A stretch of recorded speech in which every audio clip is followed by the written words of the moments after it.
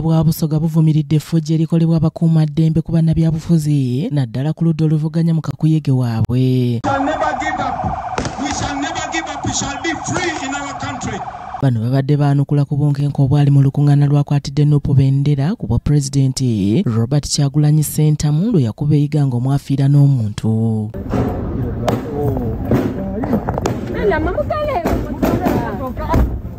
Baana bamukubye isasi. Akawungeezi kajjo ky'abazinga wa Busoga William Gabulana Diop okuna yakyaziza abakungu okuva mu kitongole kya gavumenti ekya Microfinance Support Center okusobola okunyweza enkolagana wakati w'obwakyabazinga n'ekitongole kino okutuukiriza ebigendero bya gavumenti ebyokulaakulanya Busoga nga bayitira mu zissako era nga wano amyuka Katikkiro wa Busoga owookubiri ow'ekitiibwa Osman Nur Ahmed we yasinzidde n'ayambalira ab'ebyokwerinda baalumiriza okukulemberamu okutulugunya abantu e Busoga enjawukana mu byobufuzi. Tusaba nti security ekendeeze ku obukambwe. Security erina engeri ennyingi oba amagira geesobola okubitamu okutereeza obaawo okusaatuuka kwonna kwonna. Owekitiibwa Osman Nur agamba abantu b'e Busoga bakooye okulirikibwa ng'emigobanto lw'ebyobufuzi n'asaba abantu ba bulijjo okwewala okusomoza b'ebyokwerinda ky'agambye ekisinga okuvaako kalumanywera. Abantu baife n'Abasoga boona tulikubakoba nti mulekeraawo okubbisania ne security. Security bwe kukoba nti tyamisa aye mugeza okuprovokinga oba omusoga kyakaata okusonsoonya ensonga ate mba mugitwaire wangi. So n'abantu baife boona tubakubiriza okuba abayikaayikamu. Ku mukolo guno zissako z'emyoga mu Busoga zonna zayanjulidde ky'abazinga ebituukiddwako na buti abantu ba Ssekinoomu bwe bakyusizza obulamu bwabwe. Pulezidenti yatuwa emyoga esente, yatuwa $5 million twagabira ku abantu bali kudikozesa.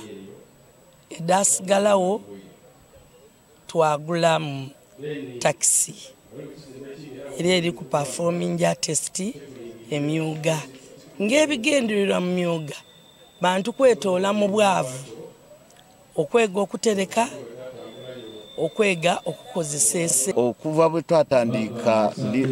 twatandikira tugiire nga twenyigira mu bintu kamaala bye tugiire nga tukola ng'omwo n'omuli okukuba emigaati bekare twayizaaku okukola sabuni both bar and toilet soap nga ababaliri ebuuza Disabled Association n'abenyigira omwo. Abakulu mu kitongole ki Microfinance Support Center nga bano be bayambako ebibiina bino beeyamye okwongera enkolagana yaabwe n'obwakyabazinga. So ekituleese leero kumulaga wawe tutuuse ku programu yaffe ey'emyoga abantu abaganyuddwamu ab'enjawulo era bazze ne boolesa ebintu eby'enjawulo abakola ebibajje abakola ebyemikono byonna tubadde wano nga tukola ki tulaga era mu programu yaffe eno ey'emyoga mu Busoga twatandikawo emyoga gino sakozi oba ebibiina bino eby'obwegassi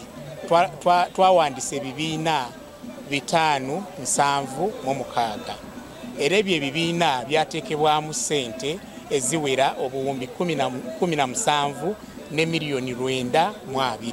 Ate ye kyabazinga wa Busoga His Royal Highness William Gabulana Diop okuna atendereza ab'ekitongole ki Microfinance Support Center olw'ensimbi eziweereddwa ebibiina mu Busoga okwekulaakulanya kyokka n'asaba omuwendo gw'ensimbi guno gwongerweko. Ntwala omukisa guno okwebaza gavumenti eyawagati ngambita mu Microfinance Support Center olw'okuwagira businesses ez'enjawulo bembo ino olwaleero. Beebale ino kutaamu mpiiya kubanga boogeire ku batwinonola nti batairemuku obuwumbi obuwera 17 n'edigwamu era bayongeramu edindi 7 n'edigwamu. Mwebale ino mulimu ogwo kubanga kiri kuyamba okwongeza eningiza maka y'abantu baife n'abantu baife okuba mu bulamu obusaaniire. Mokemba Asumani yakusakidde eggulire lino ku Racket TV amalindirire.